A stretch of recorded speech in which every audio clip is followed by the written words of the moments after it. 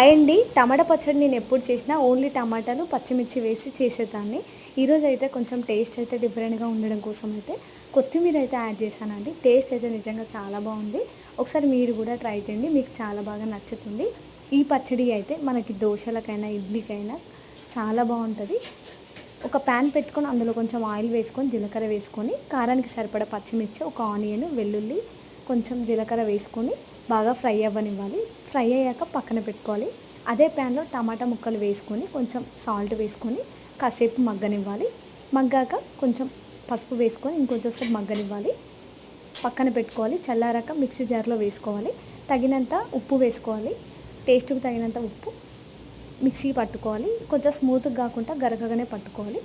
Mixie అయిపోయిన తర్వాత అదే ప్యాన్లో కొంచెం ఆయిల్ వేసుకొని పోపు దినుసులు, ఎండుమిర్చి, కరివేపాకు, కొంచెం కొత్తిమీర వేసుకోండి. టేస్ట్ అయితే ఇంకా బాగుంటుంది. పోపు వేస్తే రెడీ.